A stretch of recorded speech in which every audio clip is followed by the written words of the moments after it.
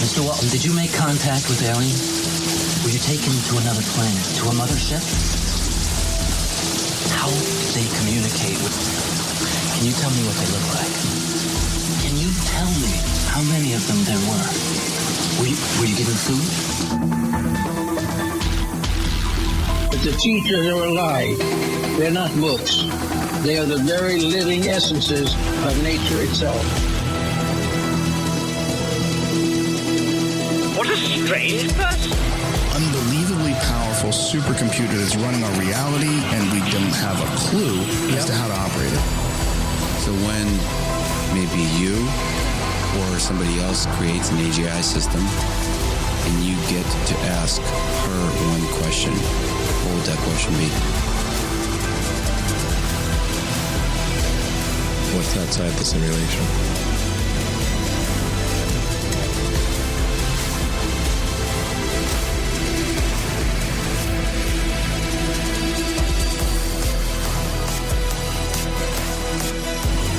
Say in your mind, say to yourself, I am more than my physical body, because I am more than physical matter.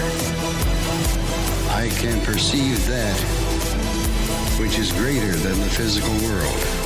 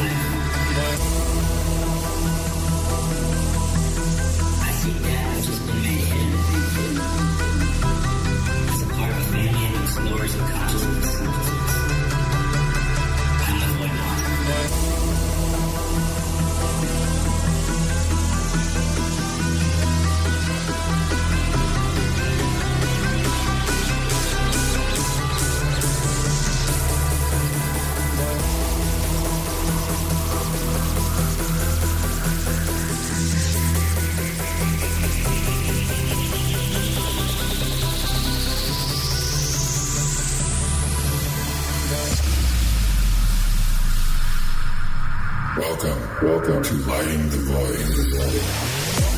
Broadcasting from a shack on a hill in the Mossy Creek bottoms of Cane Creek, Arkansas. This is Lighting the Void. Welcome back to the broadcast. I'm your host, Joe Roop, and we are live here for you. Once again, it's Wednesday, August the 5th. We're live on KTLK Digital Broadcasting. This show where we talk about all things weird, strange, phenomenal, spiritual, metaphysical, you name it. We'll even talk about your aunt's problems. We'll talk about whatever. Like last night we were talking about money and, investing. It was crazy, right? We're going to talk about alchemy tonight with our guest, Sarah Dern. It's her first time being on the podcast, and I believe I did hear her on Cosmic Keys, which is cool. Anytime we get a chance to talk about alchemy, I'm pretty stoked about that. So I know some of you guys are still being patient with us, dealing with the transition from the new system to the old one and yada, yada, yada. Until that all gets switched over, I'm just going to keep reminding you guys. That way you don't get confused. But when in doubt, go to TalkStream Live or Paranormal Radio for right now. I'm still working with TuneIn and everybody else. Or the website has the web app players that you can use on your mobile device too. All right? So I want to thank the patrons for making this show possible. You guys really are saving my life right now. You have no idea. And if you want to sign up and help the show out and become a patron, you can go to patreon.com/LTV radio. And the banners are on the website there as well. I'm going to kind of change things. I usually start the show off thanking the sponsors and stuff. But what I'm going to do is I'm just going to kind of do that as we go along, because I feel like I'm just burning time right in the beginning and when I do that kind of stuff. And I don't know.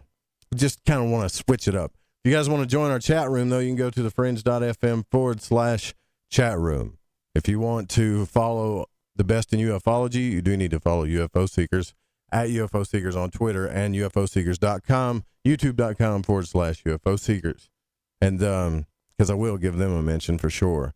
And I do want to remind you guys, right now, everything and Mind and Magic Freighter Xavier store. And I do mean everything. You can go check out anything from that store.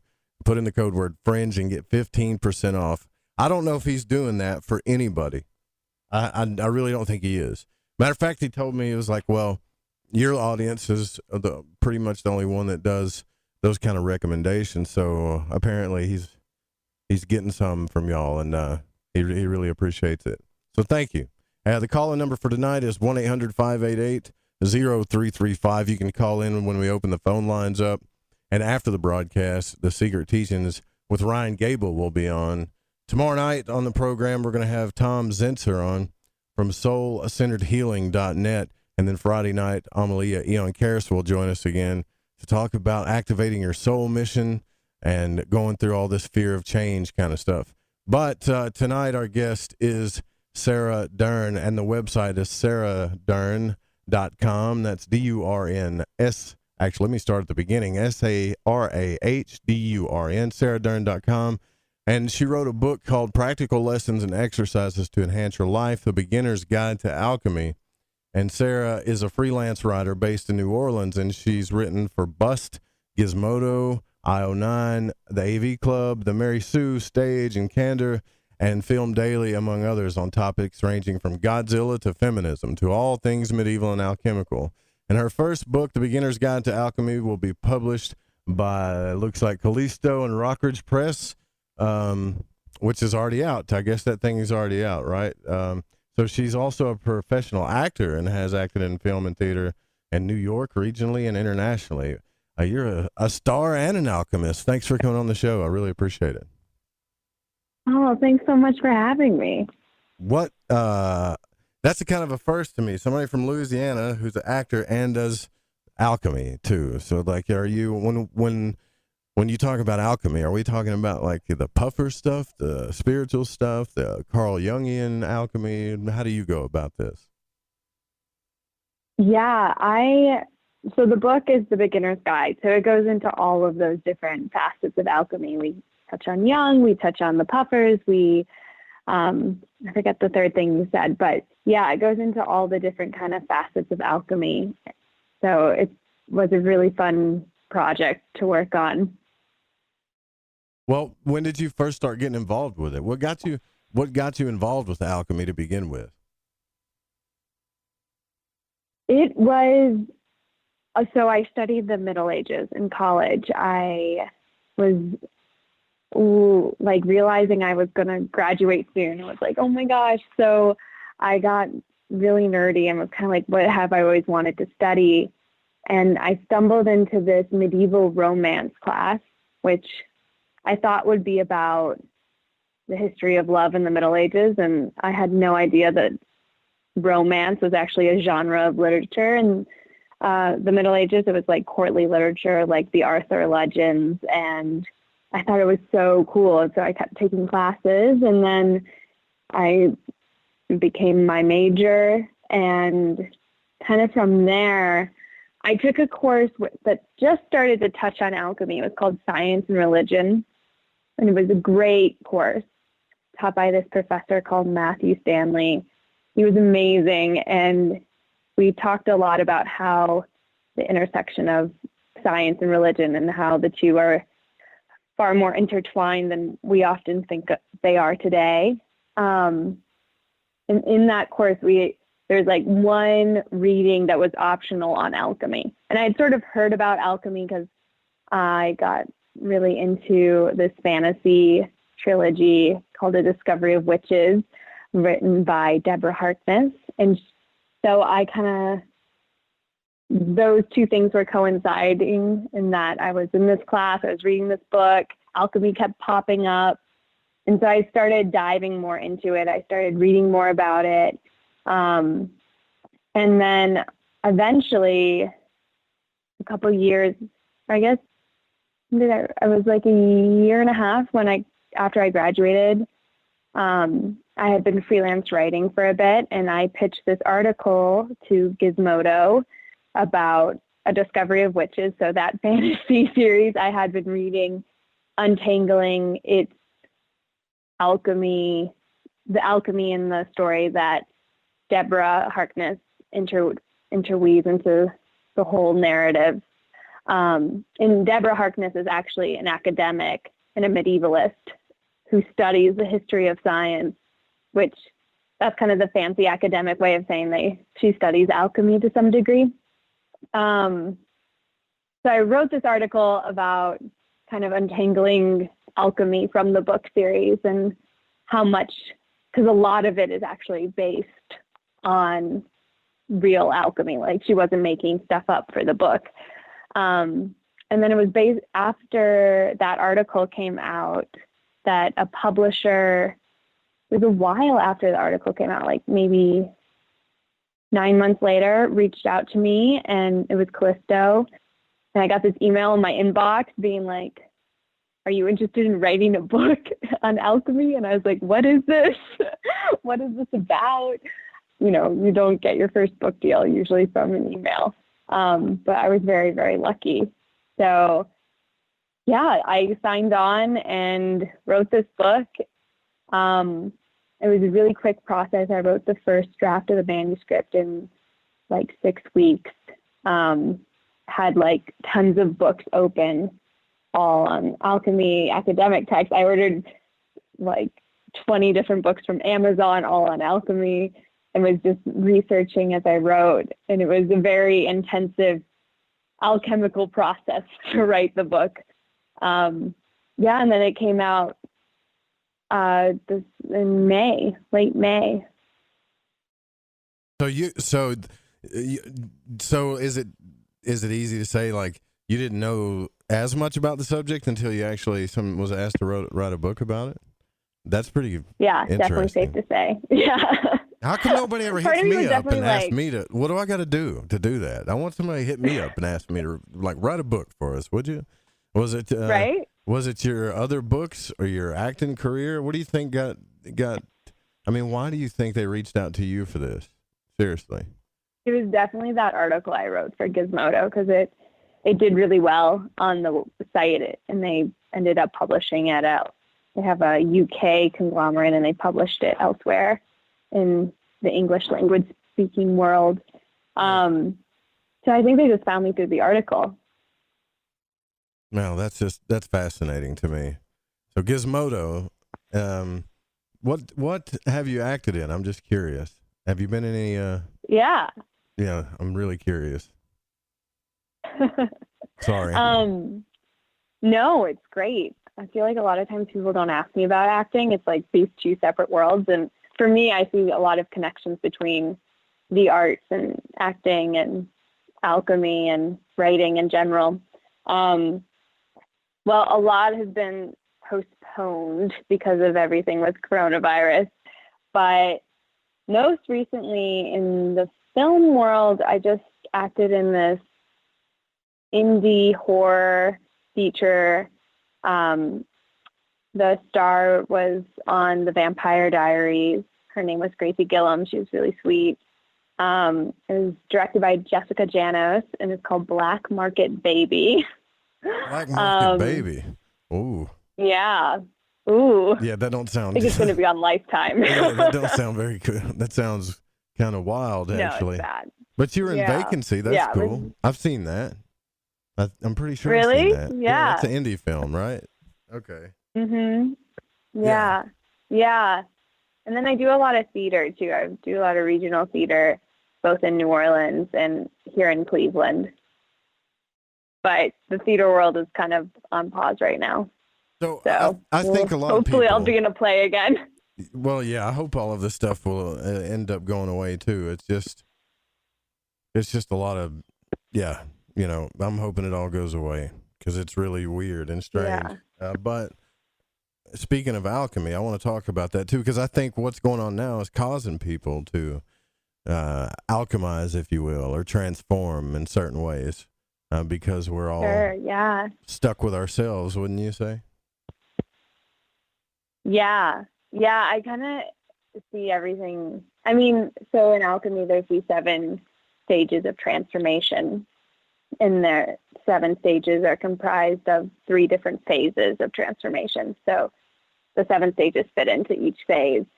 And it's really, having written the book and talked about it a lot, and seeing, so the first stage of alchemy is calcination, which is, Jung describes it as the dark night of the soul. It's where you have to face yourself. And it's a lot of times not welcome, in that it's, you know, like a car accident where you might lose a loved one or a loved one, or a pandemic where we're all stuck at home. Is this kind of, it's the uninvited craziness that happens in life. Mm-hmm. And you can invite it on your own too, if you're like, you know, doing shadow work and you're journaling about your, you know, the gunk that you have to clear out to try and become a better human being. So I really see, like, I think with quarantine, it's, a lot of us had to face a lot of the gunk, a lot of the biases, stereotypes, bad habits, because you're just kind of left on your own, and you're not, you know, you can't distract yourself with friends or going out to a bar or going to a movie. You know, you're just sort of stuck. And I think with everything that has been happening in the last few months with the Black Lives Matter movement, and that's the big thing that comes to mind. I just feel like it's been this watershed moment for our nation and for Americans to face our own national stereotypes and biases like racism, and kind of have to work through that in a new way. I feel like it's, and I think you're seeing that in different ways too, with like the lack of health care and how important it is that we support our essential workers, and how do we do that well, and how do we keep them safe. I mean, it's not a revelation to say that coronavirus has definitely revealed a lot of the things that our nation needs to make better. Yeah. Well, there's a lot of stipulation on that, and there's the problem. You know, I think one of the big problems is if we get involved with alchemy, I think it becomes incredibly hard to transform. And I don't know, maybe you have a different opinion, but I think it becomes incredibly hard to transform as an individual when you're constantly trying to battle the outside world, right? Because in Hermetics, the exterior world represents your interior world. Am I saying that, like, if you changed who you are inside, maybe you would wake up next day in a different world? I don't know. That's possible. Yeah. But according to Hermetics, it's possible. Yeah. And the alchemist would say that you always would have to start with yourself. Like the calcination process of, you know, kind of facing your shadow is what Jung calls it. The kind of dark aspect of yourself that you hide away. Until you deal with that, you can't really deal with much else. You did a play called The Stupid Fucking Bird? That's pretty funny.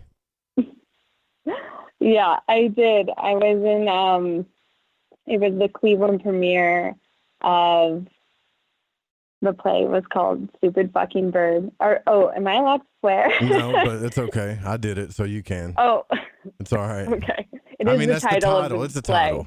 Right? Whatever. Yeah, we're just being accurate. It's not actually. It's okay. Yeah, it's fine. Yeah, it's based off of an old Russian play by Chekhov called The Seagull, and this really, really smart playwright, whose name is, of course, escaping me. It'll come to me. He wrote this very quirky, contemporary, tongue-in-cheek adaptation of it that still is very true to the original story. And I love The Seagull, the original play it's based on. So yeah, that was very fun.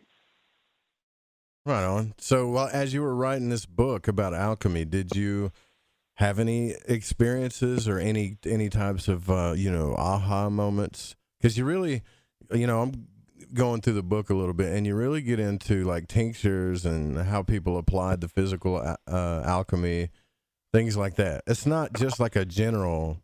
I would say it's not just a general book about it. Like using metal alchemy to transform inadequacy into power. That's pretty interesting. Yeah. What did you learn? What do you think the biggest thing that you learned about alchemy through this whole experience was? If you could take away one thing. Oh, I mean, to answer your first question of like my biggest aha moment was definitely in digging into the history of alchemy and literature and seeing how connected alchemy is with Joseph Campbell's idea of the hero's journey, and seeing that these 7 stages of transformation, it's the same 7 stages that we see in texts like Beowulf or Shakespeare, that we see characters go through these 7 stages. And in a way, it's way more specific than Plato's idea of like the rising action, climax, falling action, of those kind of 3 parts of a story, like beginning, middle, and end. And so that was really cool to dig into, and to know that Joseph Campbell was directly influenced by Jung. And because Jung was so influenced by alchemy, Joseph Campbell got into alchemy. I found like these old lectures he did where he talks about the connections of alchemy and literature. And I'm like, oh my gosh, this is so, especially as somebody who loves stories and is an actor and a writer, I was really interested in how these 7 stages, you can kind of like, once you know them, you see them play out all around you. Like when you're cooking dinner and seeing the spinach transform into a different form. Wow. Everything is alchemizing, huh?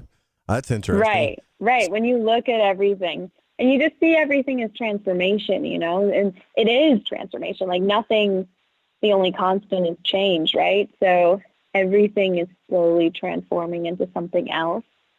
And if you're aware of that and kind of seeing that, the world is so much more interesting and exciting. And I think the biggest takeaway, because those questions, I guess, to me seem a little different,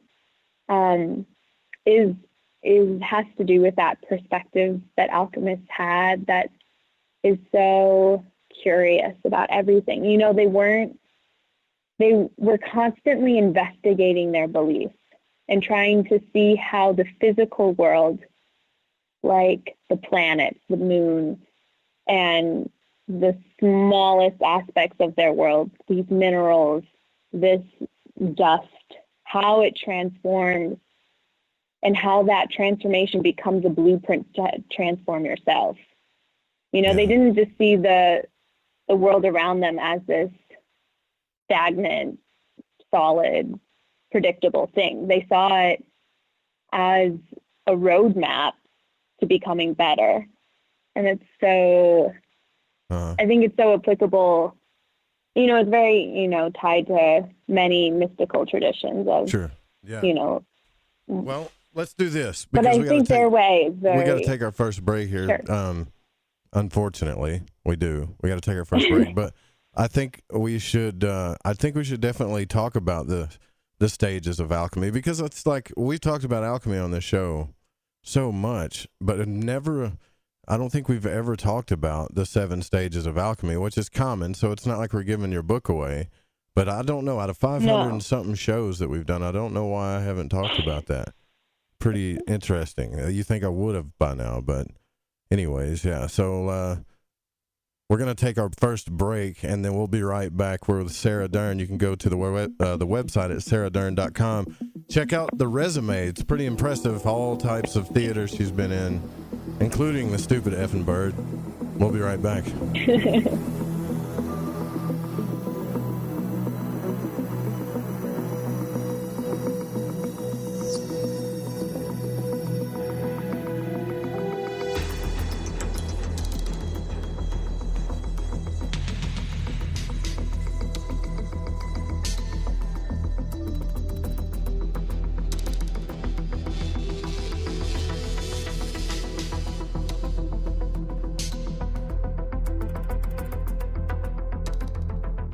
Please listen. Now is not the time to fear. When your immune system is strong, shields up. You have very little worries. If your immune system is compromised, you're susceptible to all viruses. I say shields up and no fear. Try Heart Love from GetTheTea.com. Heart Love has a special ingredient called allicin. It comes from the healing part of the garlic plant. No garlic breath, no garlic leaking out your pores, just pure immune-building ingredients that gets your shields up. Heart Love is a unique blend of herbs that loves to build you up. Google garlic and know the benefits. One Heart Love pill is equal to 20 cloves of garlic. 20 cloves! Shields up. You've heard of our Life Change Cleansing Tea at GetTheTea.com. Now try Heart Love. And by the way, take your blood pressure and watch weekly what happens. So here's how to purchase. Log on to GetTheTea.com. That's GetTheTea.com and build your shields. That's GetTheTea.com. Mention Ray in the coupon code and hit apply and receive free shipping.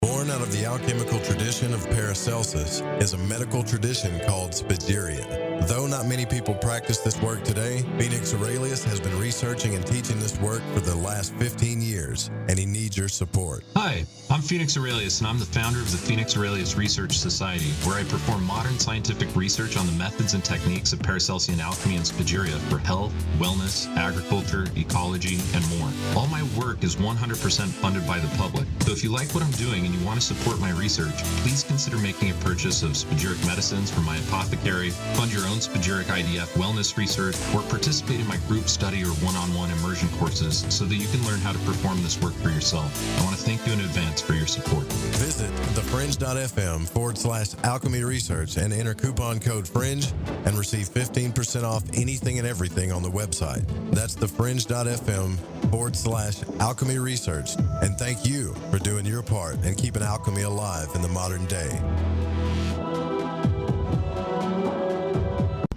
Are you intrigued by Paranormal Talk Radio? You'll love the new Paranormal Radio app from TalkStream Live. You'll find a great selection of talk shows covering UFOs, ghosts, strange phenomena, and much more. Download the Paranormal Radio app now and start listening to the very best in paranormal talk entertainment, including the network you're listening to right now. The Paranormal Radio app, free in Google Play and the iOS App Store. Hey, this is country music singer and void walker Jason Benoit, and when I need my fix on the world of magic and the capabilities of the human consciousness, I listen to Joe Roop right here on Lighting the Void Radio.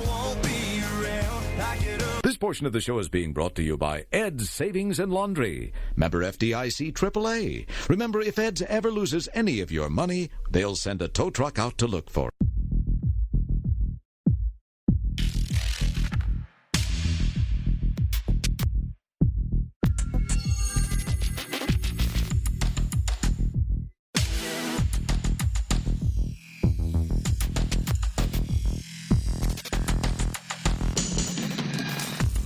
All right, welcome back to Lighting the Void. We're live on the Fringe FM.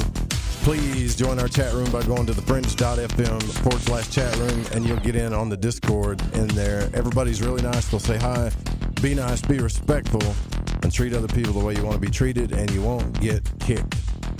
I think I got like 15 people in there that have permission to just kick people, and some of them have a really fun time with it, so just don't give them any excuses to do it.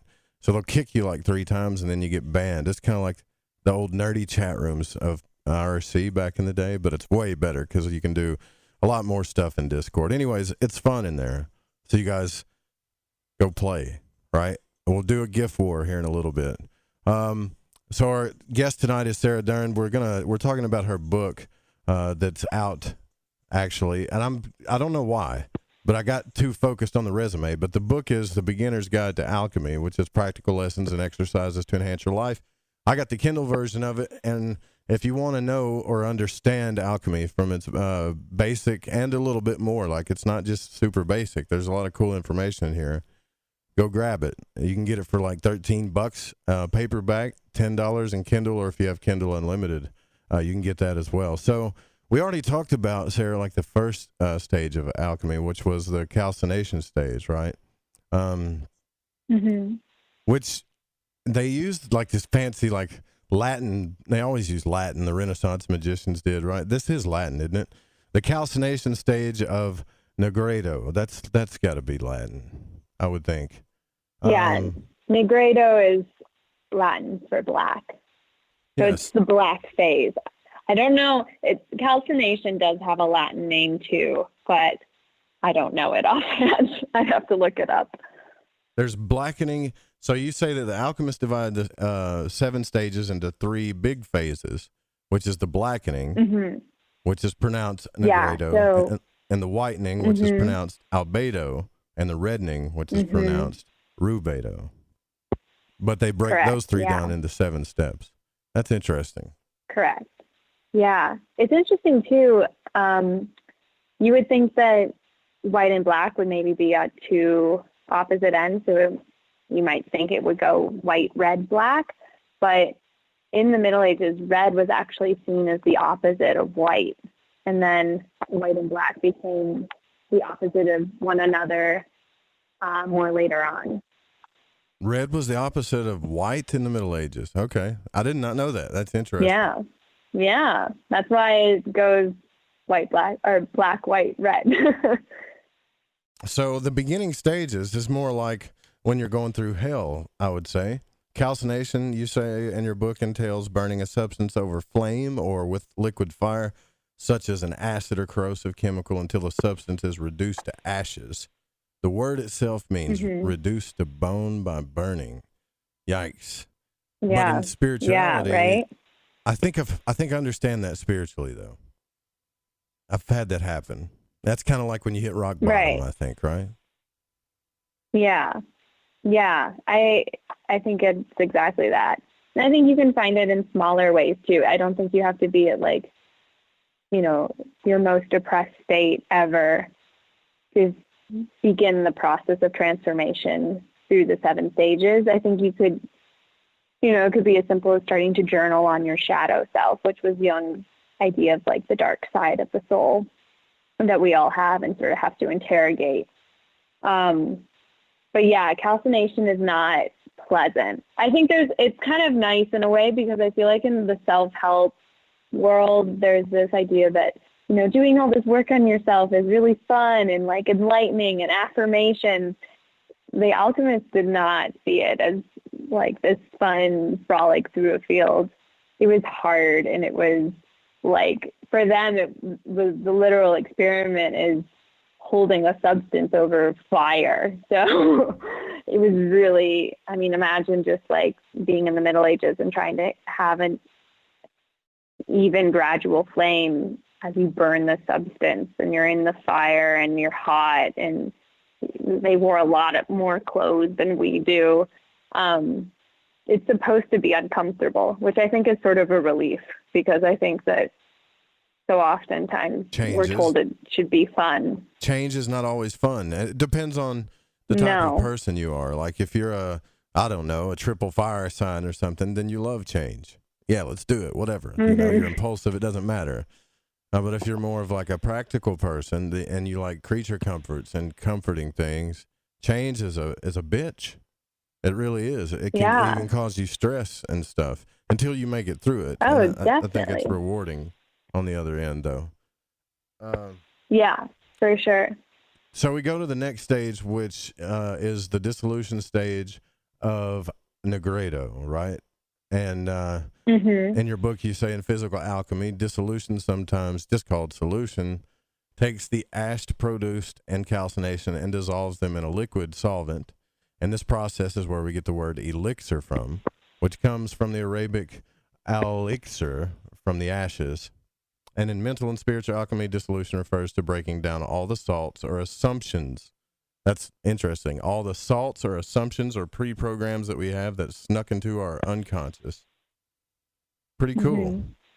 Right? So this is when you're everything sucks so bad in your life, you don't know what way is up or down, or you're going through some type of transformation where you begin to question all of your previous programming.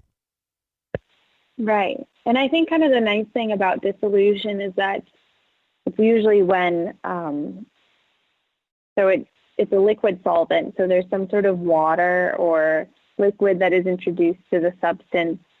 So in esoteric alchemy, which is mental and spiritual alchemy, sort of the more, personal transformation side of it.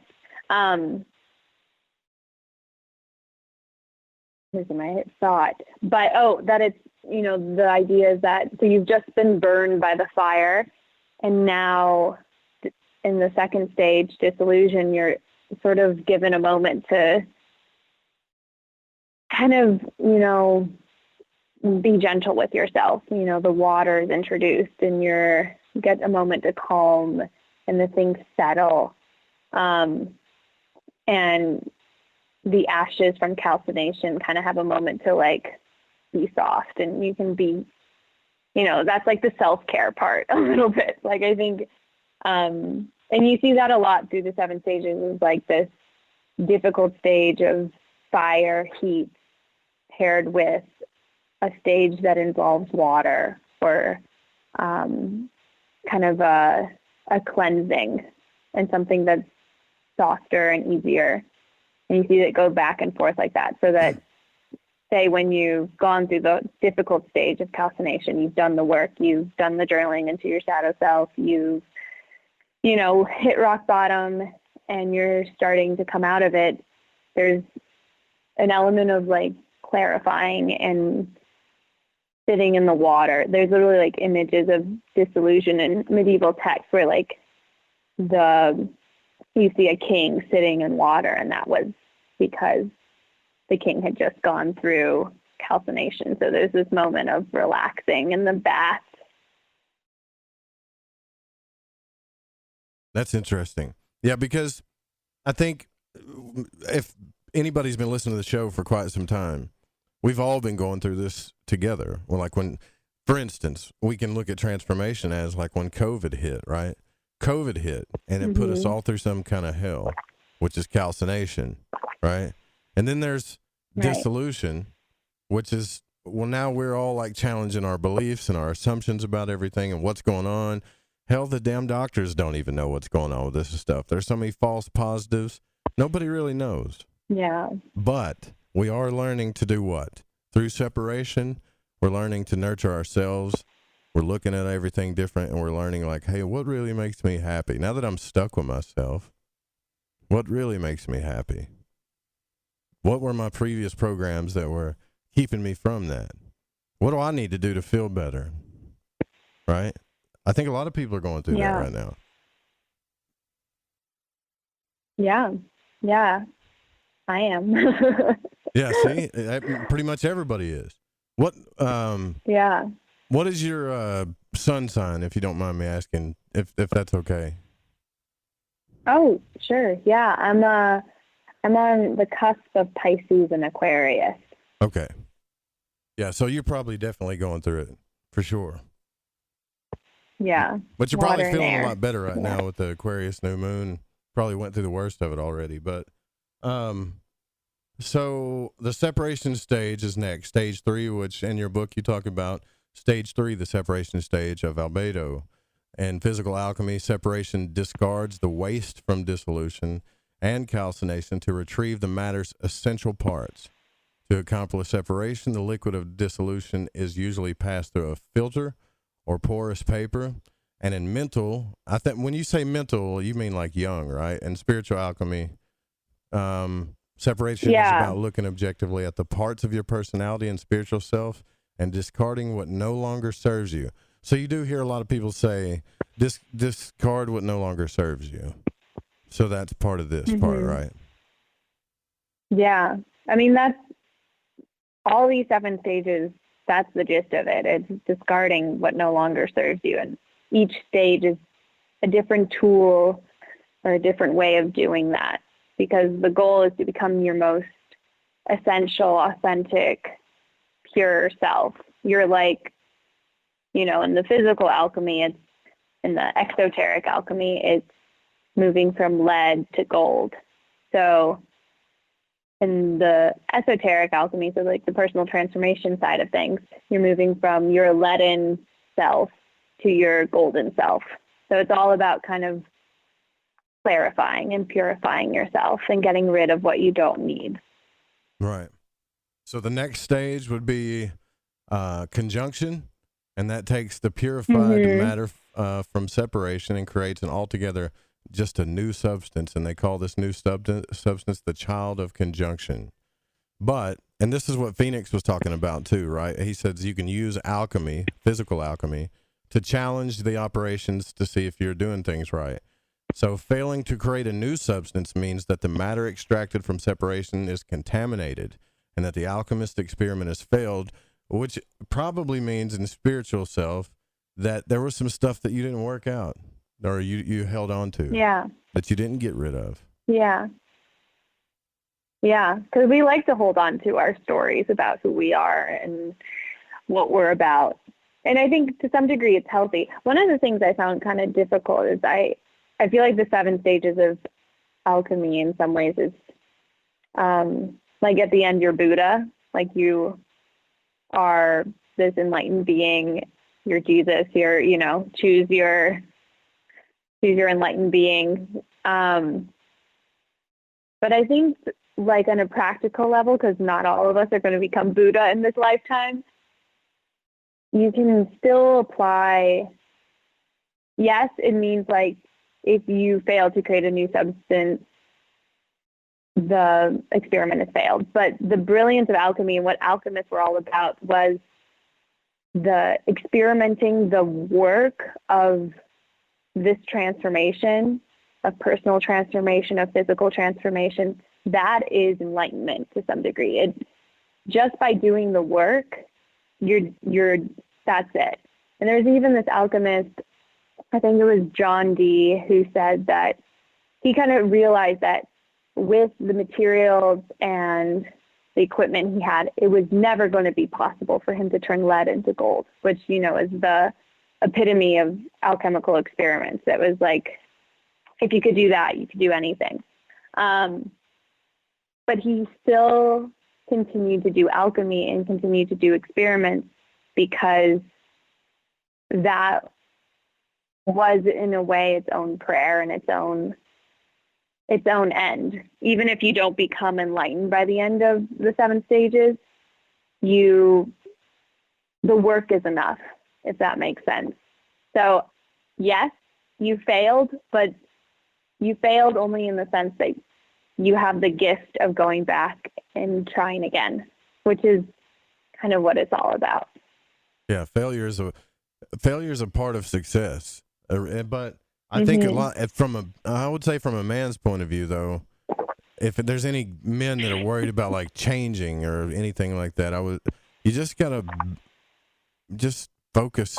I don't think failure is an option. I mean, you're gonna fail along the way, but all you really are doing is just like changing your strategy, you know, because I feel like if you're really focused on something, then you're going to succeed no matter what, even if you might have a failure, what you consider as a failure. But that's succeeding at manifestation is a little bit different than, I would say, transformation, though. So failing to transform is a whole different thing, I think.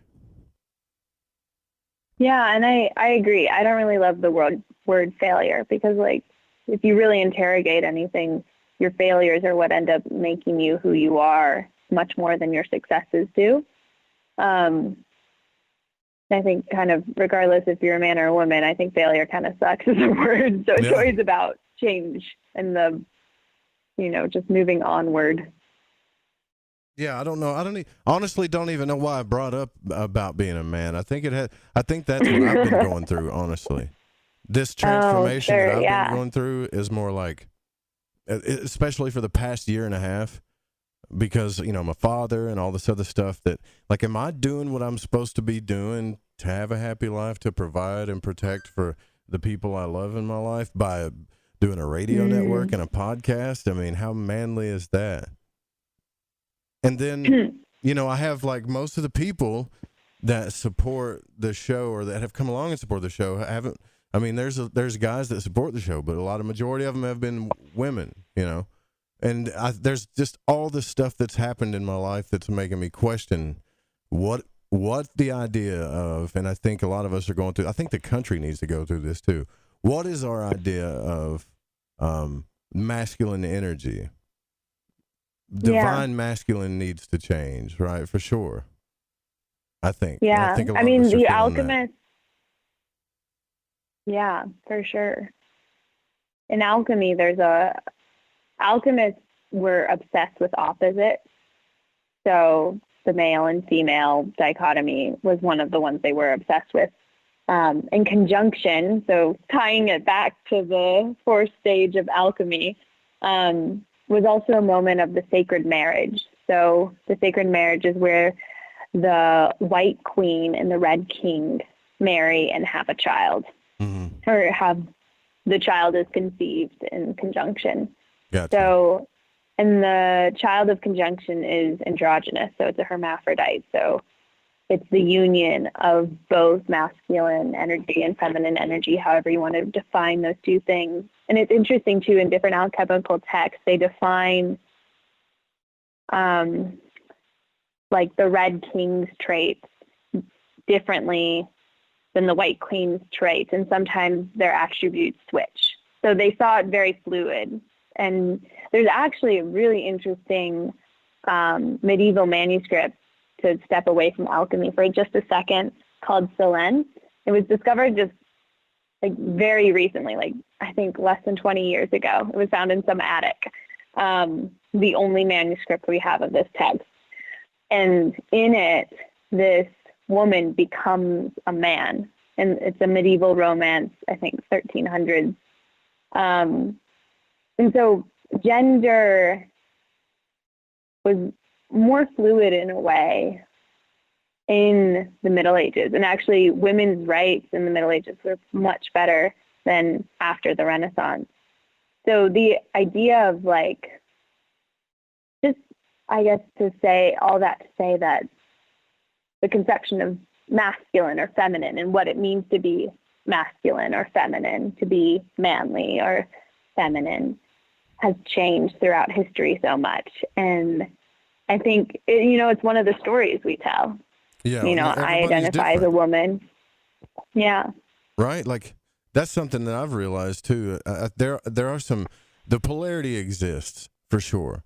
There's definitely polarity in the energy, right? But every person has a certain amount of masculine and feminine energy in them. Like, some men are extremely masculine with no feminine energy, right? Those are the type of men women always say, well, like, he's just so cold and he never opens up, right? Never. And then there's, extremely feminine dudes that are just crying all the time and super emotional 24/7. Then there's more balanced dudes. Same thing with girls, right? And so the polarity thing is I think what we need to notice more. When we talk about the conjunction, it could mean male-female energy. It could mean the physical act of male and female energy, right? Obviously, Aleister Crowley dug deep into that, and so did other people. But if you read the Gospel of Thomas, he talks about making the two become one. And a lot of people say, well, that's the heart and the mind. When we get our emotions involved with our mind and they kind of come together, we can manifest happiness. But I think what you're getting at here is like understanding the alchemical principle. You can look at it in any of these kind of two become one things and realize the power in it, right? And just realize what it really means. Yeah. Yeah, I think it's always about, letting go of, like you have these two opposite forces. It could be male or female. It could be in alchemy, it's mercury and sulfur. There's all these opposing forces, but the real work is trying to unify them into one and within yourself and the world around you. Republican Democrats. Now listen. Yeah. That sounds crazy to say, right? But when we started, you know how all of the politicians, they're like, well, all the people that talk politics anyways, they're just fighting. But it's a blue versus red fight nonstop, But when we started this country, the first presidents were called what? Democratic Republicans. So the most beautiful part of the Americas when we were the freest, there was no polar separation, that slowly started to happen. And I wonder if there's a backwards process to this alchemy too, as an idea gets realized, it tends to separate and come back together in certain ways.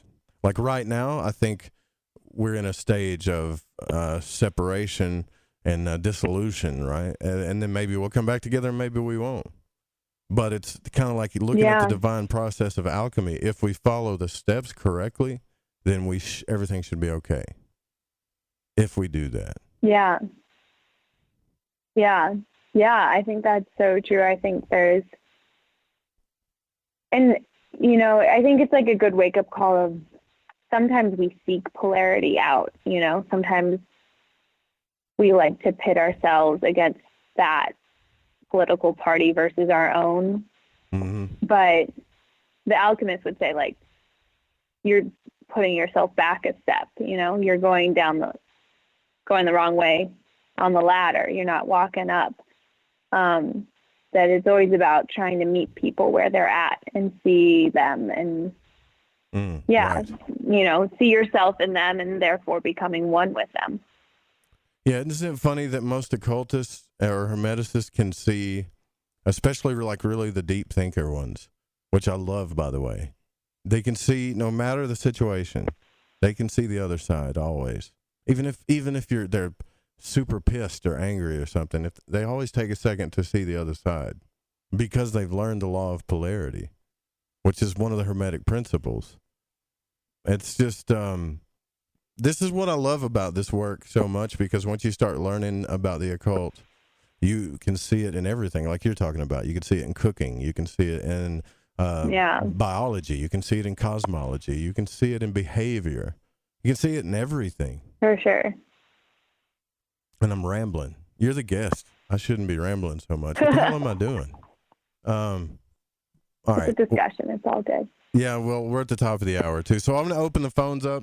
If you want to talk about alchemy or tell me what your ideas about alchemy are you going through one of these 7 stages? We'll finish the 7 stages here, and that's just a small part of the book that Sarah's wrote. And we'll be right back. 1-800-588-0335. That's the call-in number. Belgium, and you're listening to Lying Void with Joe Roop.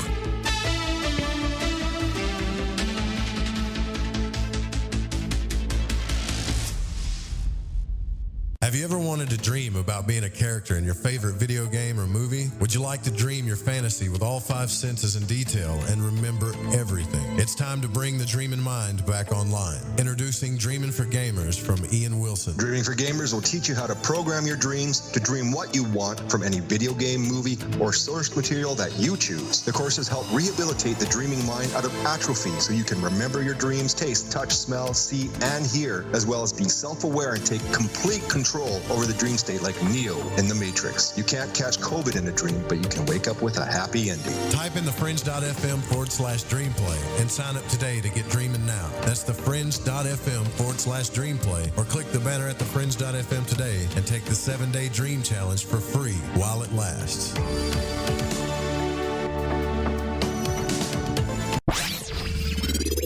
Paranormal News, I'm Brad Bernards. Space.com reports NASA's boldest ever Mars rover is on its way to the Red Planet. 5, 4, engine ignition, 2, 1, 0. And liftoff. As the countdown to Mars continues, the perseverance of humanity launching the next generation of robotic explorers to the Red Planet. The car-sized Perseverance rover launched atop a United Launch Alliance's Atlas V rocket from Florida's Cape Canaveral Air Force Station July 30th, kicking off a nearly 7-month cruise to the Red Planet. NASA Administrator Jim Bridenstine is excited about the launch. It was an amazing launch, very successful. It went right on time. And of course, it is on a trajectory that has been done now with pinpoint accuracy. The spacecraft rotates, so it's stable, and it is in fact on its way to Mars. Chris Rutkowski, a researcher who studies unidentified flying objects, said that UFO sightings across Canada have increased over 50% during the country's coronavirus lockdown, according to Newsweek. Rutkowski tracks reports of UFOs cited by UFO organizations, Canadian government sources, and social media networks. We've noticed there's a huge increase overall in the number of UFO reports filed since people got into lockdown. Overall, throughout all of Canada, they're coming from literally everywhere, from coast to coast, and very significantly increased about 50% from 2019. That's courtesy CHED 630 Radio. Read about the news at parabnormalradio.com. I'm Brad Bernards, Parabnormal News. Ready to open your mind? It's Lighting the Void with your host, Joe Roop. This is the Rogie Report News on the Fringe FM. I'm Jess Rogie. SpaceX's Crew Dragon returned safely to Earth over the weekend. Just over 62 days ago, NASA astronauts Robert Behnken and Douglas Hurley left Earth for the International Space Station. SpaceX's Crew Dragon spacecraft touched down with the astronauts off the coast of Florida on August 2nd. NASA Administrator Jim Bridenstine explains what this mission means for NASA. This was a great day for NASA and a great day for the United States of America. I want to thank our SpaceX partners and, of course, the Commercial Crew Program here at NASA. What an amazing day. Today, we really made history. We are entering a new era of human spaceflight where NASA is no longer the purchaser, owner, and operator of all the hardware. We are going to be a customer, one customer of many customers in a very robust commercial marketplace for human spaceflight to low Earth orbit. But we also want to have numerous providers that are competing against each other on cost and innovation and safety, driving down costs and increasing access to space in a way that's never been seen before. So this is really an amazing day. But we also need to remember that this is just the beginning. Now is the time to capitalize on all of the great programs that have recently been established, to include going sustainably to the moon under a program we call Artemis. When we think about the Artemis program, we're going to the moon sustainably. We're going to go with commercial partners and international partners. We're going to use the resources of the moon to learn how to live and work on another world for long periods of time. We're going to take all of that knowledge and we're going to go to Mars. This is an amazing moment. And the Commercial Crew Program has really just proven the business model for how we go forward, and we do more than we've ever been able to do before. I said it before, and I'll say it again. There is a lot of money to be made in space. Prepping for a Zoom call can be scary. In the time of COVID, Zoom calls have become a common way to keep connected. British film director Rob Savage came up with the idea for a film while sheltering in place. The movie takes place entirely on Zoom and during the pandemic. How proper. Savage said in order to capture the realism, he actually used Zoom to film. The movie follows 6 friends whose weekly Zoom call goes dark when they decide to conduct a seance. Host is now available on Shudder. This is the Rogie Report News on the Fringe FM. I'm Jess.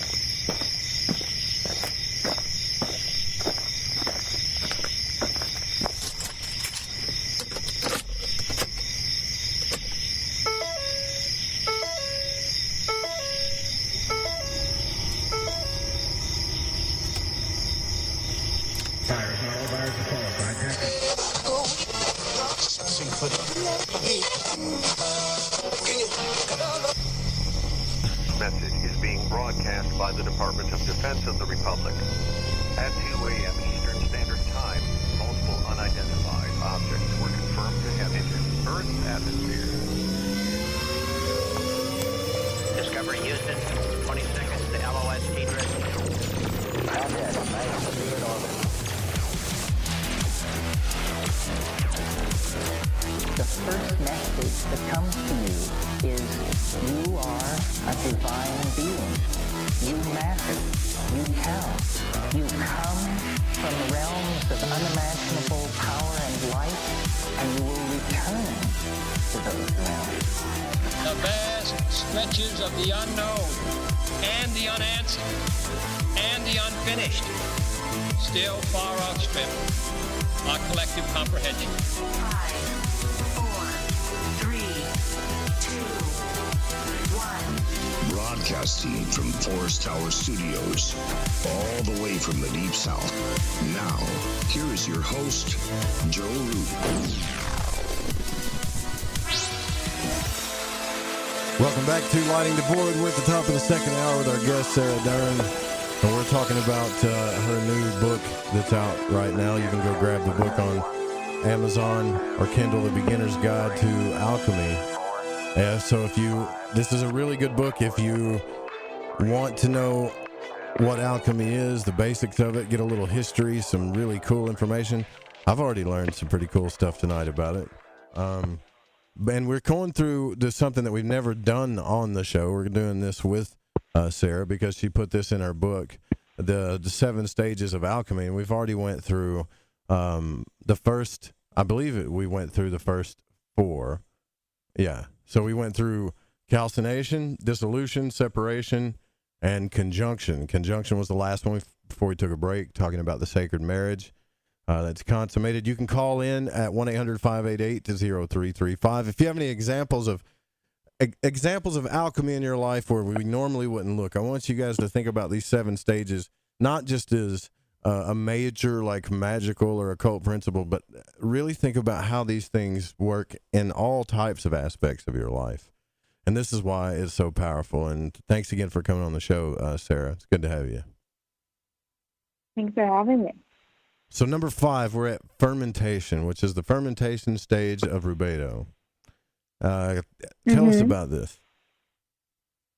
I mean, is this like wine? Is that same way they make wine? When I think fermentation, I think wine or moonshine. Well, it's interesting. I actually, for the book, was looking into, you know how you call, hard liquor spirits? Uh-huh. That has to do with alchemy because many spirits hard liquors were developed in the Middle Ages and even prior to that. I mean, many of them are really old.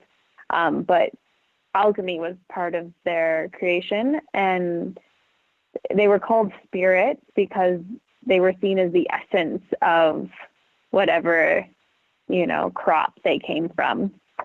So I thought that was really cool, but has to do with kind of the fermentation stage of alchemy as well. So this is the red phase. So this is the last 3 stages. So fermentation, distillation, and coagulation all are part of the red phase. And so in conjunction, we kind of talked about how in the sacred marriage, so you have these opposing forces coming together. Symbolically, they're the red king and white queen, also called Mercury and sulfur. Alchemists call them all sorts of different things. And when those 2 forces come together, they create a fetus of something new. But in order for that fetus to grow, you have to introduce something else to the mixture, something alive, something to kind of give it a spark. And so they would introduce fermenting bacteria, oftentimes alchemists would, to the concoction they've created thus far. And so what that looks like in, personal transformation in the spiritual and mental side of things, it's a moment where some new spark enters. So, you've gone through this dark night of the soul in calcination. You've sort of bathed in the waters of dissolution. You separated out and left behind what isn't useful in separation. And then those opposing forces have come together in conjunction. So you've gone through a lot of phases that are pretty insular. So it's all like sort of self-work. So fermentation is a moment where you bring in something new to kind of spark new inspiration. It could be a new religious text you start to study. It could be yoga. It could be a new practice like meditation. It could be, starting a journal practice. It's usually like rests on like the ideas of others. So like a religious text is a really good example of something new to kind of inspire you or make you think about things differently, or, even like a scientific text. So yeah, that's kind of what the fermentation is all about. It's this moment where something external is coming into your life and sort of inspiring you in some way. And you say here it's best, and then this is where you and I might tangle up a little bit, but you say it's best if this isn't reliant on another person and is more self-contained. It's more reliable to fall in love with yourself, after all, than with a new lover or friend. Now, let me ask you this question, though. There are people that I believe that do alchemize through relationships, right? If a person helps you fall in love with yourself or helps you see that part of yourself, it could just be a friend, it could be a family member, or an inspiring teacher of some kind helps you fall in love with yourself.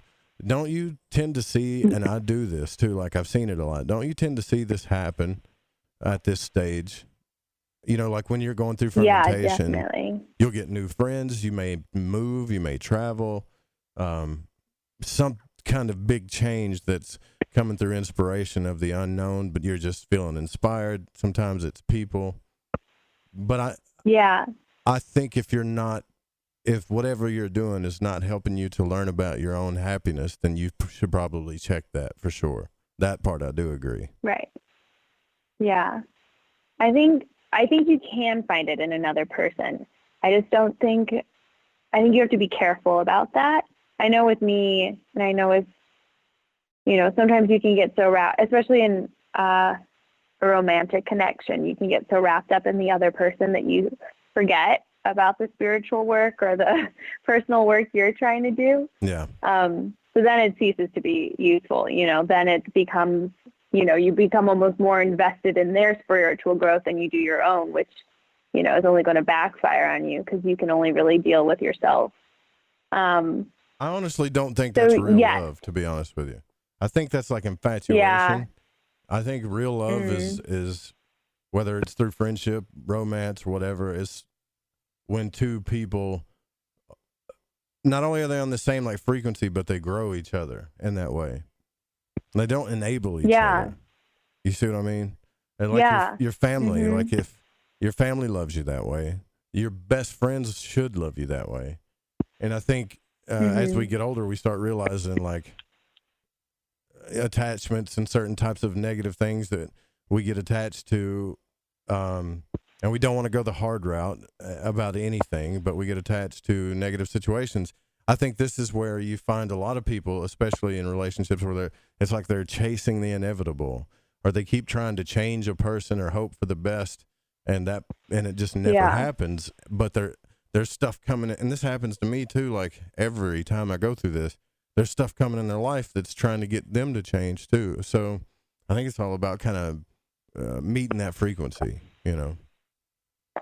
Yeah. And I think it's also about, even in healthy relationships, where it's not an infatuation, another person can just be a distraction in some ways. And, you have to worry about their work schedule and trying to get dinner tonight and, trying to coordinate schedules and when you're going to go on that vacation. And that's all well and good, but there's something also to be said, like, yes, have that relationship in your life, have the healthy connections in your life, but there's something really nice about bringing in, like different alchemists would start at this stage of personal transformation and fermentation would read the Bible more closely than they ever had before and like talk about new ways of seeing things. It's like sort of like learning a new thing you've always wanted to learn.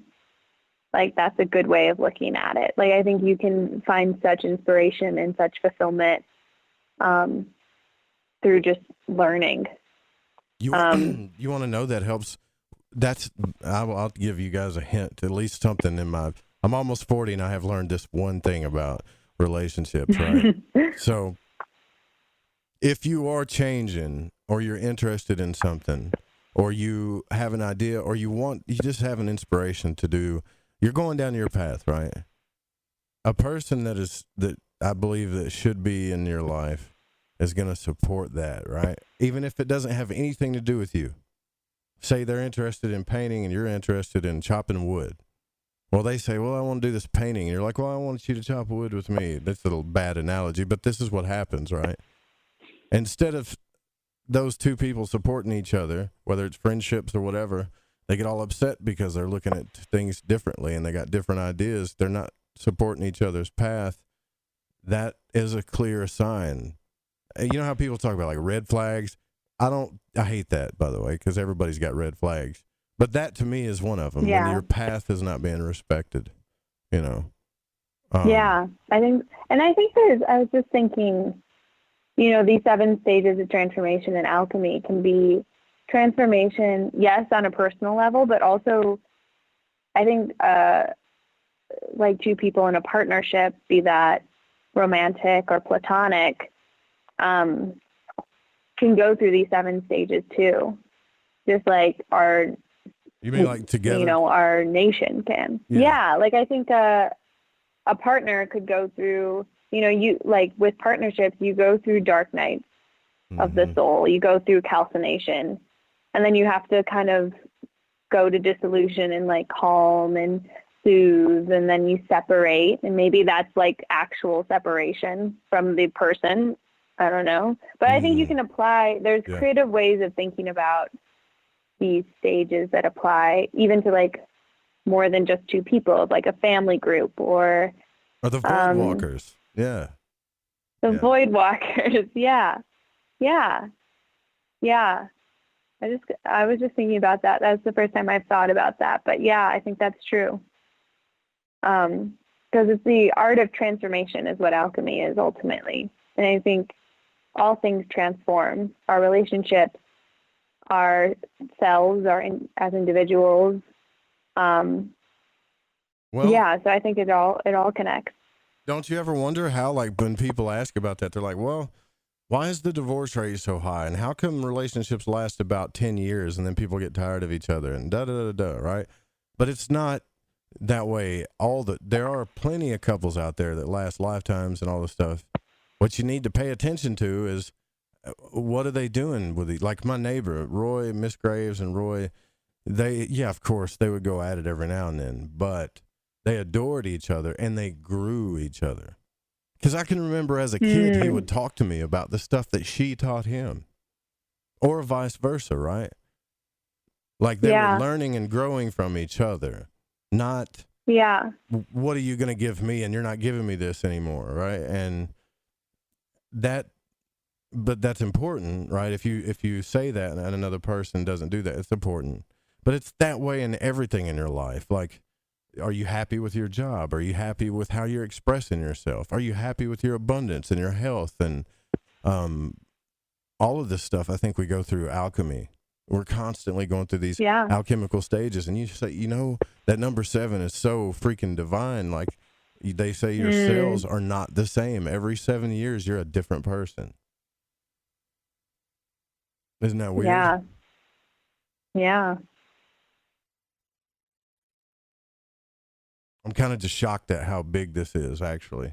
Let's go to the next stage here. Number 6 is the distillation stage of rubedo. What's this about, Sarah? So distillation, I talked about a little bit ago how you see these transitions from some sort of fire to something with water, something calming. So you see that with this, because fermentation, oftentimes a controlled low heat is applied to the substance because that makes the bacteria grow. And so distillation is another moment where you purify. So you purify this substance in physical alchemy. So physical alchemy or exoteric alchemy is when you're doing the physical experiment So you purify the substance, oftentimes through evaporation or I don't know how to say this word, cohabation. Basically, that's when you purify a substance in a liquid repeatedly. So that's kind of the physical side of it, but in the spiritual, mental side of it, and you kind of see this reflection to the first two stages of calcination and dissolution again. But again, this is a moment in your personal transformation where you kind of open up space to have new insights, and you work to purify yourself based upon those insights. So in fermentation, you're sort of opening yourself up to new ideas, right? If you're reading, let's say, the Bible for the first time, and you're sort of reading the New Testament, you're getting inspired by it.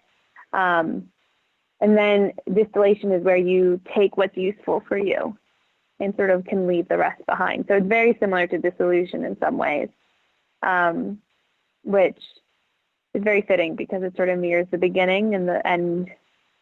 The beginning mirrors the end, and the end mirrors the beginning. So you see this loop.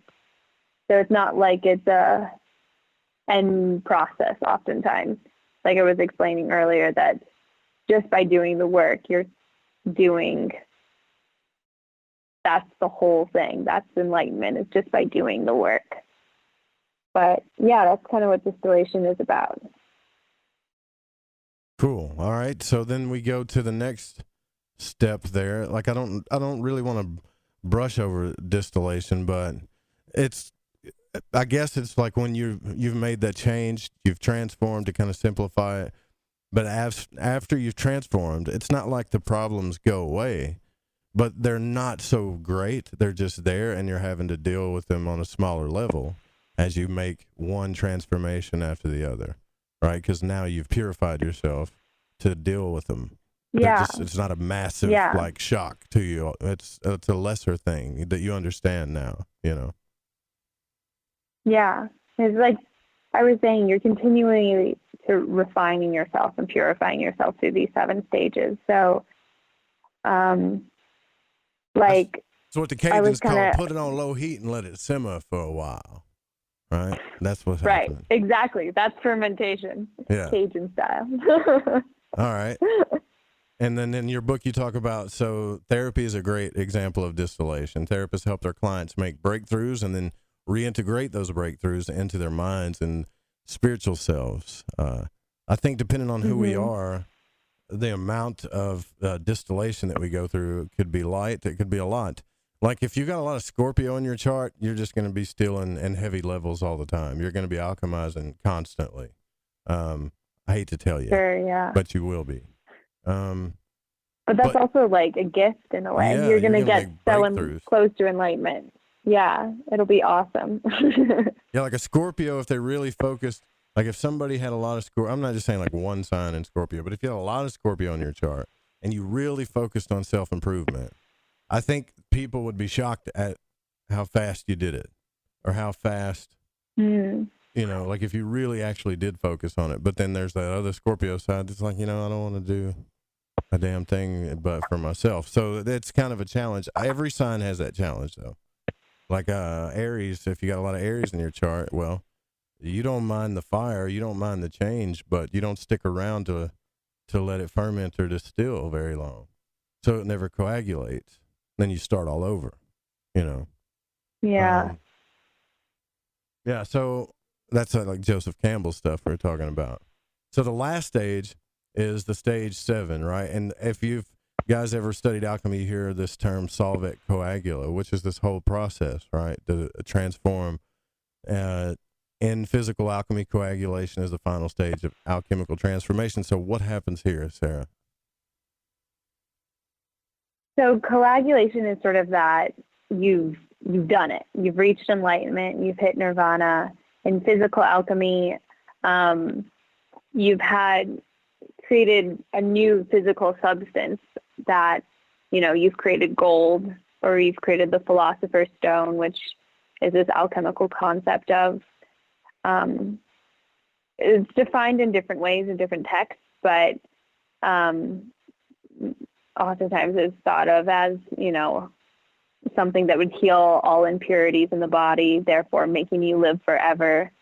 Also seen as the universal solvent, which is a very important thing in alchemy because it could turn anything into a liquid. And it's the moment when, it gets sort of heady, like coagulation. So it's the physical becomes metaphysical and the metaphysical becomes physical.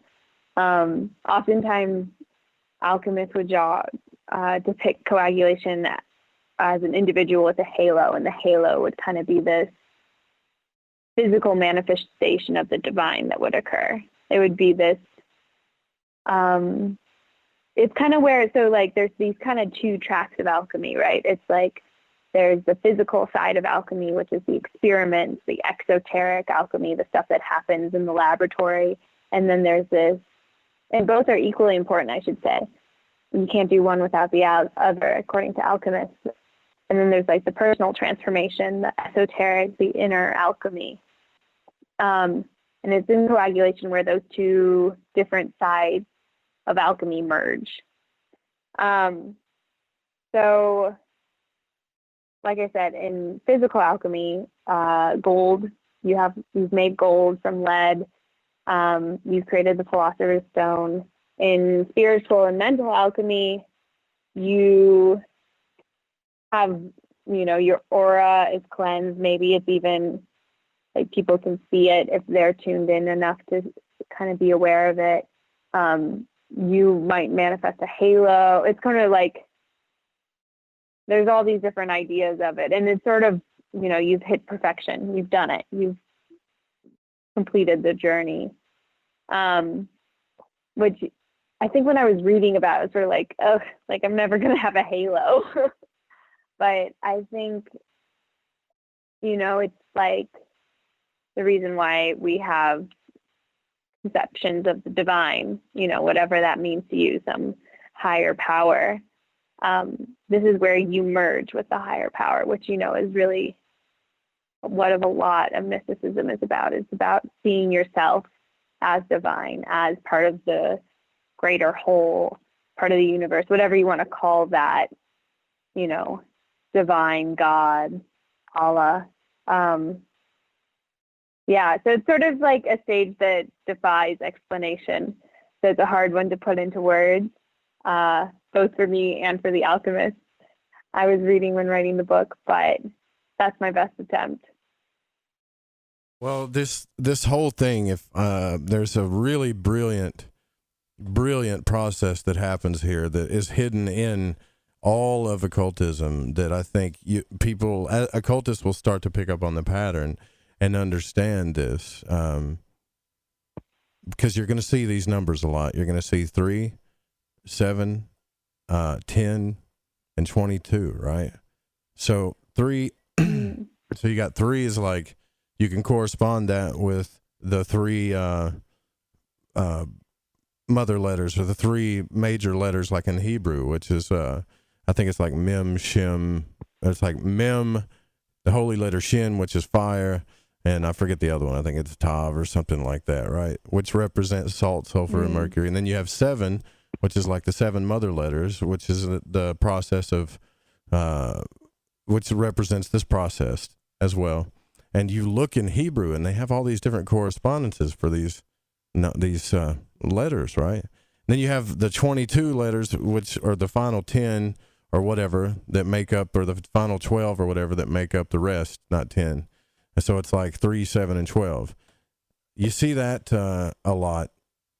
But then if you read, like, one of the first occultist books that I ever read was Agrippa's book about occult philosophy, and he's really talking about alchemy, but he's not saying it when he's talking about the 4 elements, which you get into the 4 elements in your book as well. And he talks about how each element represents either heat, moisture, or dryness, and the combinations of those, right? Yeah. There's a riddle to that. There's a key to all of that. I totally believe, and I'm starting to see it, with the Hebrew letters, the tarot, the arcana, alchemy, the whole process of transformation, it gets broken down into its smallest parts. You can break it down and look at it like you were talking about, a major 3 parts. You can break it down into 7, 12 parts with the archetypes and everything, or the stories. You can break it down even further in the Kabbalah when you put it all together and realize that the paths and the Sephirah are 32 paths, right? And then if you look in the East, well, they have 32 parts of energy, and our guest last night has a book about that. And so all of Western occultism and all the Western mystery schools are showing you this process of transformation on some level. Like even in Freemasonry, when they go through the first rite, they have 3 stages. Entered apprentice. I forget the next one because it's leaving me right now. Entered apprentice, the next one, and then the master mason, fellow craft, and master mason. It's the same thing. It's the same process that you're going through. Yeah. And then you get into the Scottish Rite, and you got what, 32 degrees? Or you go into the York Rite, and you got what, 10 degrees? You see what I'm saying? It's all in there. Yeah. Yeah. Pretty fascinating. And even beyond just the numbers, which is, this really specific way of connecting all of them. But I feel like the basic tenet of all of it is just like, we are God and God is us, and like it's all interconnected. And that's kind of, that's like a lot of the mystics out there basically comes down to that conclusion. Yeah, because I think in the mystery schools, I just blew through the last break, so I guess we don't have to take it because I'm already 5 minutes past it, so oh well. But in mystery schools, that's what they want you to do, is they want you to keep diving until you see the entire process of transformation, and then break it back down into its smallest form, and then see it in everything in nature. And then you can go back out into nature and realize that there is a thing called natural law, that everything is working in a certain way. Mm-hmm.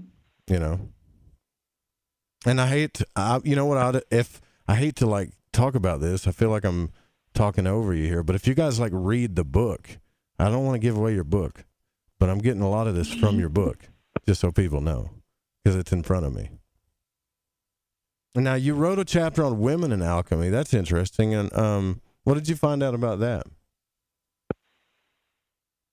Well, it's a little, I don't know what you call it. It's a couple pages dedicated to the women of alchemy. But there's so many women in alchemy that it's kind of amazing. Like, you have Hypatia. I love that movie. Have you seen it? Ancient Agora? Alexandria. I haven't. We talked about it when I was on Cosmic Keys, and I still haven't seen it, but it's on the list. I know how it ends because I know her life story, so I know it doesn't end so well. So I have to like work up to watch it, kind of. I think you'd Whenever really I know like something ends poorly. Yeah, I know I will. I also love, I think it's Rachel Weisz is in it. Mm-hmm. She's so good.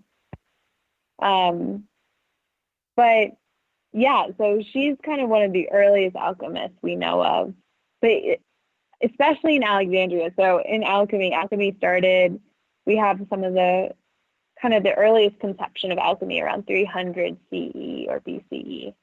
300 CE. In Alexandria in Egypt. And Alexandria was this epic place to be in the year 300. It was like, imagine, it was a university. It was where all the scholars came. It was like Cambridge and Oxford on crack. It was, like super, it was just where all the learned people would end up. So it was, imagine, the society of philosophers, essentially. And alchemy was one of the preeminent subjects of that period. So you have a lot of female alchemists there. You have Cleopatra, not Cleopatra that you're probably thinking of, a different Cleopatra, who was solely an alchemist, never Queen of Egypt. No love affairs with Mark Antony or anything like that. But she developed very important alchemical tools. I believe she developed the alembic. And then you have another female alchemist of Alexandria. Her name's escaping me right now. But it was really, like, women were really active in Alexandria during that time. With kind of the my favorite being Hypatia of that time, because Hypatia was amazing. Yeah, she had a lot of students, and they had slaves and students, but Hypatia taught her slaves as students too. Like, she didn't look at them. I don't know. She was ahead of her time. That's for damn sure. Yeah, for sure. Yeah, she was. So she, I think, was the daughter of a mathematician, if I'm not mistaken. And she traveled extensively throughout the ancient world. We know she traveled, and then she returned to Alexandria and became a professor and was very revered. And so this is a time also where you weren't just a professor oftentimes of one subject like you would be today. You were just sort of a philosopher and a learned person on many subjects. So she would know alchemy and philosophy and natural sciences and all the subjects of the era. But alchemy was one of her favorites. And, the government officials of the time would go and ask her opinions to dispute matters. And she was so respected that, when there were two government officials that were arguing about something, she could go and help them come to a conclusion and come to a middle ground. And she was an alchemist. And she met a very grisly end. Unfortunately, she was a pagan at a time when, the world was starting to Christianize, and she had gotten word that it was no longer safe for her to be in Alexandria. And she got in her carriage and tried to get out of town, and these monks, you kind of think of monks as like, yeah, they're not usually men of God or whatever. Type. Yeah. No, right? One would hope. I have I'm sure a monastery up the road from my house that's very peaceful. Like, I've only talked to the monks that live up there just a few times in my life, and they're very peaceful people. But look, if you want to know like what Sarah's talking about this time that happened, like, everybody always asks, like, why is religion doing that? Why is it so bad in the world? And why are we in this state and the patriarchy and all this? Just watch Agora. It shows that whole transition was happening during that time period when all of the, when all of the religions were going at each other's throat and were killing each other. And so these leaders like Constantine and Roman leaders and stuff, they had to come up with ways to calm this stuff down. And if that meant sacrificing somebody like Hypatia, which they didn't really want to do, then it's one of those things. I wonder how they make those decisions sometimes, Yeah. I think it's the Christianization of Europe and is I find it very interesting. And I think there's, in some places that happened relatively quickly, like in Ireland, because there wasn't a conception of the differences between one religion and another. The Celtic people, and to some degree to the Vikings or Norsemen, they just saw Christianity as like another god to add to the pantheon, like Jesus and God, which is sort of crazy to think about. But then obviously there's a lot of turmoil there too. It wasn't always an easy transition. But yeah, Hypatia was pulled out of her carriage and brutally murdered by these monks.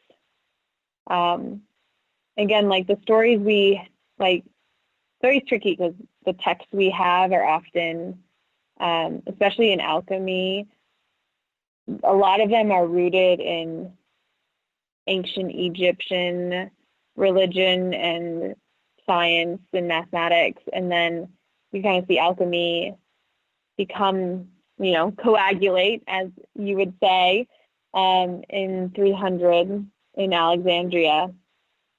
And then a lot of the texts, we don't have a lot of the original Greek text. So like our stories of Hypatia get translated to us oftentimes through Arabic texts that were then reintroduced to the European world in the Middle Ages through Spain and different areas where Islamic culture was, interacting with Christian culture or different European cultures. Yeah, it is really interesting. But when you watch the movie too, I've asked everybody on this show. I bet you Dan probably from Cosmic Keys heard about Agora through me. If you're listening, Dan, I'm gonna take credit for that. But I recommend everybody watch that, especially if you're a woman or a feminist and you really want to validate some of the stuff that you're realizing about what happened, the transition of things that happened. There was no before and I wouldn't just say it wasn't just the Christians, it was the Jews too. It was the Roman Catholic side of Christianity, the Jews, and all of it when they came against the pagans, when they burned down the Library of Alexandria. It shows pretty much everything in there. It shows the whole process. Now, of course, it's acted out, and it's, we don't know how it went down, but the records show that that's how it went down. They pretty much stuck to the story. Yeah. And Hypatia inspired so many people, through astrology and alchemy and philosophy. Yeah. And would speak a out. lot of people, historians really note her death specifically as the end of the sort of golden period of alchemy that happened in Alexandria. Yeah, she would speak out in Senate halls and stuff. If she believed in something, she would speak out to a crowd of men, and that's what pissed them off, because they read in their text, that a woman was supposed to be subject to a man, which is old Judaism stuff that got passed on to Christianity. I can't. Everything that I've ever studied about Jesus or Yeshua, the man that became, God in the flesh or whatever, everything I've studied about this guy, I don't think he was a Christian at all. I think they just idolized him. And then what we do as humans, we do that all the time. Somebody comes along and they're different, and they're going through a transformation, and they've turned into gold, and then we tell them you're not this or that, and we try to get them to be afraid, and when they're not afraid, and then we realize that when we as humans realize that death doesn't even scare these people, then we kill them, right? And then we make gods out of them because they weren't afraid to die for what they believed in. And then we kill each other over those gods. Pretty stupid. Oh, yeah. Yeah. I mean, Christianity didn't exist when Jesus was around, certainly, because it's named after him, There's so much. I think he was just a very mystical, enlightened person that people got to interact with. And then, that's just my personal belief, which, Well, there's a guy that I don't know if you know who he is, but Daskalos or Dr. Stylianos Ateshlis, who apparently has lineage to whatever I believe he does, has lineage to whatever he calls Yahshua was his name. That was the person that they made the stories about. But he was also one of the masters for the Theosophical Society. That the Theosophical Society would always talk about hidden masters that they would never reveal. Well, he was one of those guys that taught them, because he could heal people with his hands and did all kinds of stuff. And he thinks the same thing, that every religion had a secret mystery school, a sacred truth to it that was all part of one he called it like one jewel or one necklace with all the jewels of truth on it. You know, there was no, there's a word for that. I don't know what the word for it is, but. Yeah, I've heard it. I know the word too, but I don't know it. I don't know, but the word we accept all religions, there's a word for that. Mm-hmm. Yeah, there is. But I think this book that you wrote is fantastic because we get so involved intellectually and stuff, Sarah, that I think we forget about the basics. We forget about the Hermetic principles, just the basic laws of nature and truth. And this is a really good book on the basics of alchemy and the history and understanding it, the mental, the spiritual, the physical. Yeah, I think you did really well with it. Oh, thank you. It was a labor of love. Are you going to write another book about occult subjects, you think? I am working on a new book. It's not so much about occult subjects per se, but you know, I think it all connects if you look for it. I'm researching a new book on female travelers throughout history that will start with, we know academics have found evidence that we know that there were female merchants that sailed the seven seas in the ancient world in ancient Greece. So they're going to be one topic I look into. There's this Viking woman named Gudrid that sailed to North America in the year 1000, the first documented European woman to step foot in North America in Newfoundland. And so it's going to highlight all these different women, probably around 6 to 9 different subjects. I'm still kind of researching who I want to highlight. Yeah, but I'm really excited about it. It's been really fun researching it for the last couple months. Tentatively titled The Forgotten Adventuresses, an Abridged History to Female Travel. Yeah. You know what I like about your book too is that you got like infographics in here too. My brain works really well with this.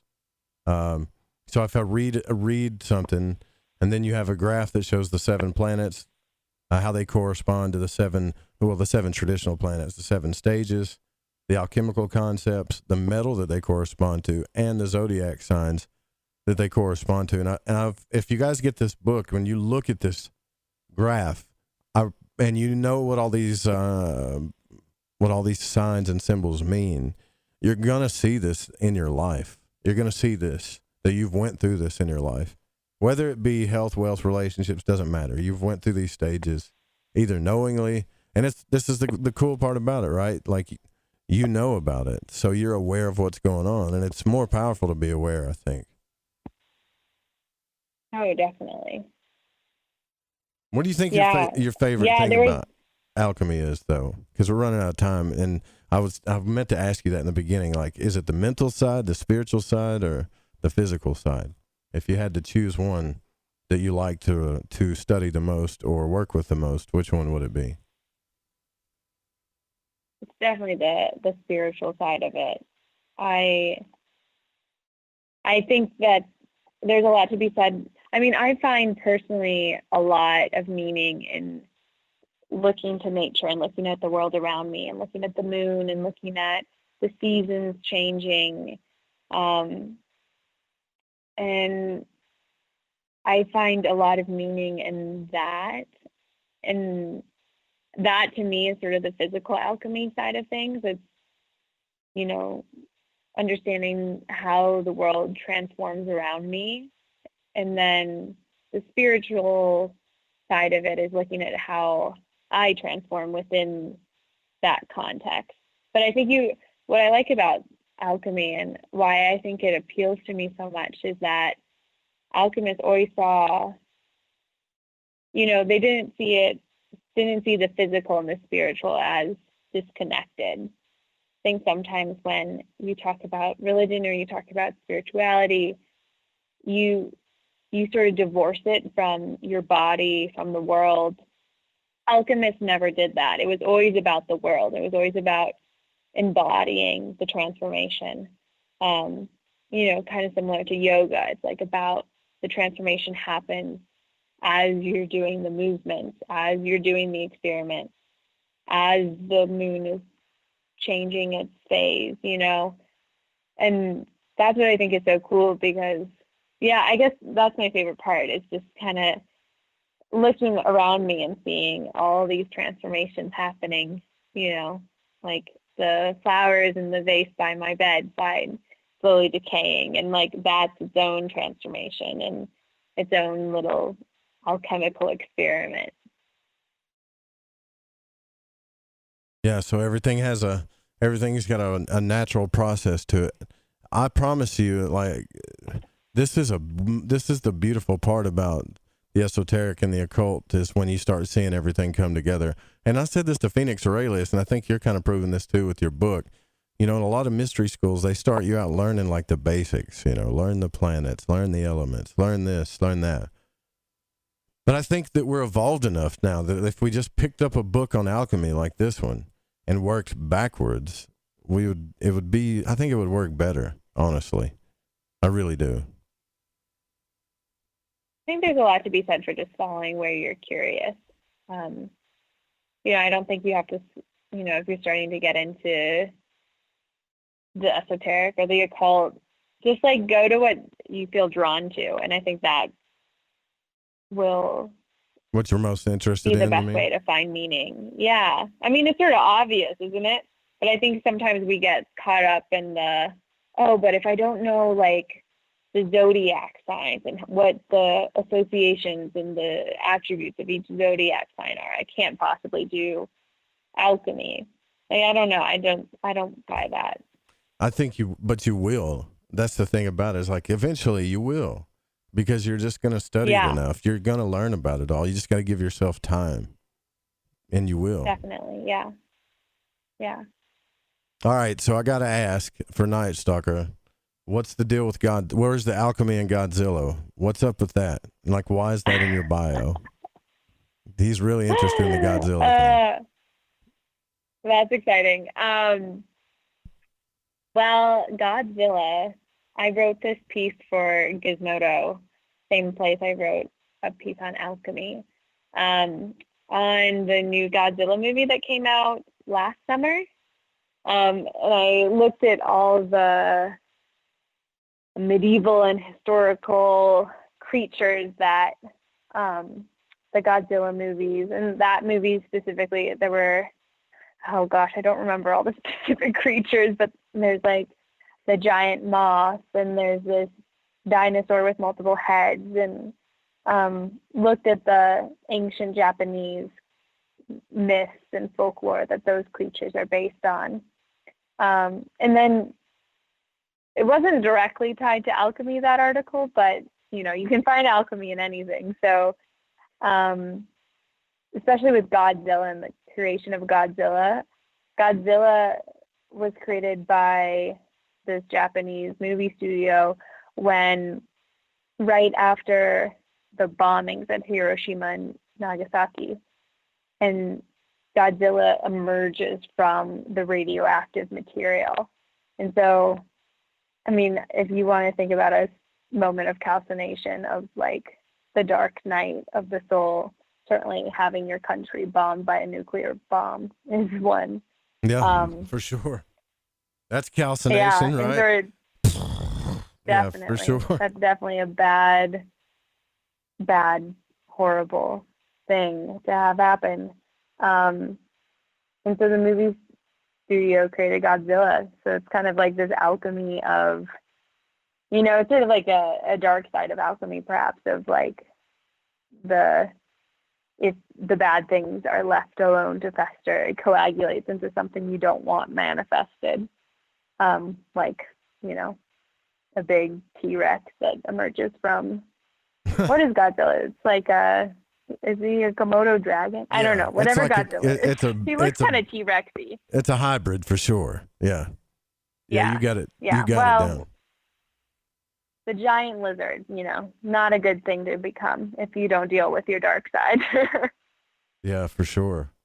For sure. Well, listen, we got to roll out of here. I really appreciate the conversation and writing a book on basic. I think this book is great. Really, it's not just a quick read that you threw together. Like, you put a lot of thought into this, a lot of infographics. If anybody wants to learn about alchemy and understand the basics, this really is a good book, and I highly recommend it. I'll be putting the links in the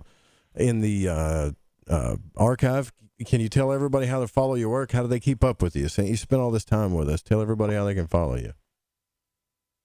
Yeah, I'd love to hear from you guys. If you have any specific questions, you can always feel free to email me. My email is Sarah with an H, so Sarah, and then my last name is Dern, Durn, and then the number 3 at Gmail. On Instagram, I'm Sarah Dern 3, and yeah, you already mentioned my website, but it's sarahDurn.com. So yeah, we got to roll out of here. Love to hear from you guys. I want to thank you guys for listening. Pacho, the chat room, the patrons. Don't copy the show. The music was by Chronox and Steezy Stevie. We'll be back tomorrow night. Stay tuned for the Secret Teachings. Good night. Well, we barely made it.